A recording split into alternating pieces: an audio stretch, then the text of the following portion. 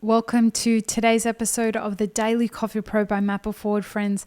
Today on the podcast, we are talking about probably the most asked about thing across the board in the coffee industry right now, and it is about staffing.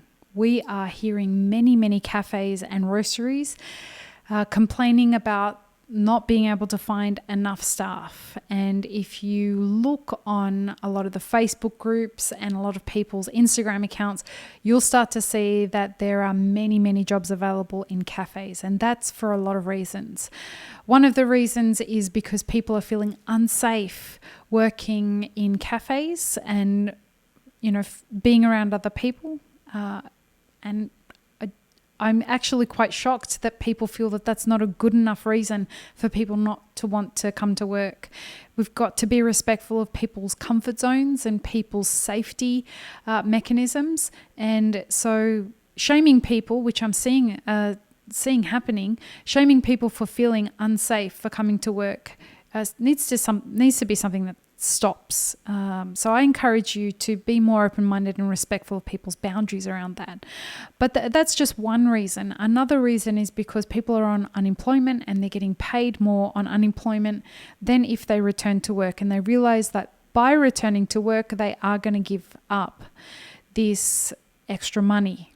Now, that's a real symptom of a big problem that we have in the industry, whereby particularly here in the US, we don't compensate staff who work in cafes and in roasteries well enough. And we're just going to park that for a second.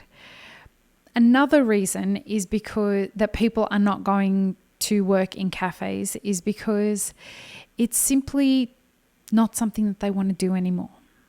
So there are three reasons that people are no longer choosing to go to work. They've chosen not to go back to work, and because of that, people have decided that they need to either fill those positions with other staff or perhaps end up having to close their business. Now, this episode, we want to help you come up with some strategies of finding the right staff for you and see this as a positive thing, see this as an opportunity to reassess the position that you're in, the kind of culture that you have, and how you can go about making sure that you have staff that will be there for the long haul. So I want you to start this process by taking stock, doing an audit of how you typically find new staff. If what you usually do is ask the people who are working for you to see if they know anyone who wants to come and work for you, then I would encourage that you consider, would be the correct word, that you consider a new strategy. What you're doing isn't working, and I would encourage that a new approach needs to be taken, because the kind of people that you have been employing have decided that they no longer want to work for you. So using them as a resource to find other people means that you're probably going to find people who are the same as them. And that should be a red flag for you. The alternative to that is finding I want you to approach finding new staff the same way that you would approach finding new customers. And that should give you an understanding of how hard it is to find the right people. So going to your current staff and just saying, hey, if you know anyone, then let's get some more of them like you, versus how do we go about finding the right customers that want to patron our business? And then once you've understood who they are, then you can find more people like that. The right customers and the right staff will work really well together.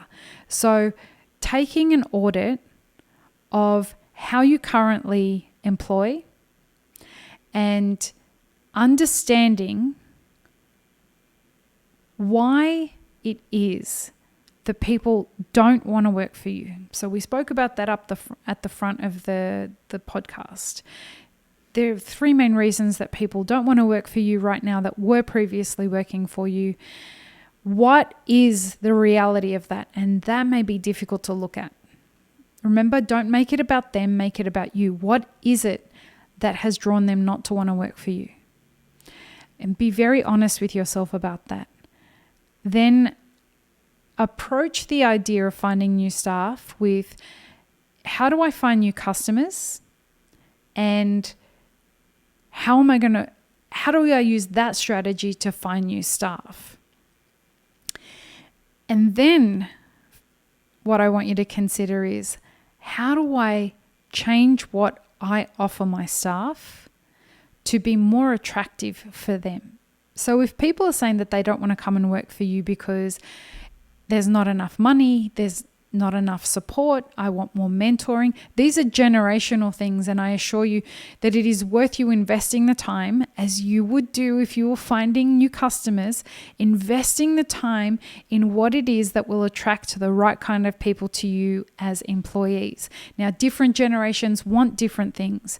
Different generations want to be mentored versus just getting paid, and they want different things. Understanding what it is that your ideal employee wants and being malleable to being able to provide that will give you better quality employees. Just like understanding who your perfect customer is will give you better quality returning customers. Now, one thing that I want to encourage you to do, I want you to consider that the people that you have been paying, not great money to or not great environments to, are there for a reason. They could see that they weren't getting great money.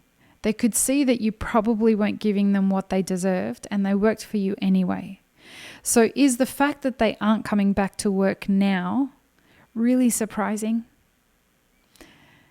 If you want to attract quality staff, if you want to attract staff that will work with you and for you in the middle of a pandemic, you've got to create an environment that works for them as much as it works for you. And I'm hopeful that an understanding of that will gear us as an industry towards elevating the workplace for employees as much as for employers. And so what I'd like you to consider is that the people that work for you right now may not be the demographic of employees that you should be employing and that would be the best quality employees for you. Rather, consider expanding the scope of the demographic of employees that you would have working for you. This is a great time to consider employing people that are older than your typical demographic. They come with more wisdom, they come with more life experience, they come with a bunch of skills that you could previously have benefited from. And approach them. Find people who legitimately really want to work. Find out what it is that you need to attract them to the position. Is it more money? Is it flexibility? Is it mentoring? Whatever it is. And see if it can work for both of you. Find out what they can offer you. This is a really great time to offer positions to people who used to own businesses, because more than anybody, they will give to your business in ways that people who have never owned a business before can give to you. So these are just some tips in how to attract the right staff during a pandemic and during all of the other levels of fuckery that 2020 is serving up to us as business owners. This requires as much from you, as much vulnerability from you as it does from people who are looking to work. And so meet them in the middle. Find out what it is that they want and figure out if it is something that you can give them. And I assure you, you will have a much more successful workplace. I hope this has been helpful, friends. If joining a mastermind group is something that you feel would be helpful for you to get support, consider checking out the link in the show notes and joining one of our mastermind groups. This is something that we talk at length about in those mastermind groups, and we help people find solutions. We help workshop some of the strategies of the people that they're looking at hiring, and we, work through those problems to successful solutions. Peace, love, and peanut butter, friends. Have an amazing rest of your day.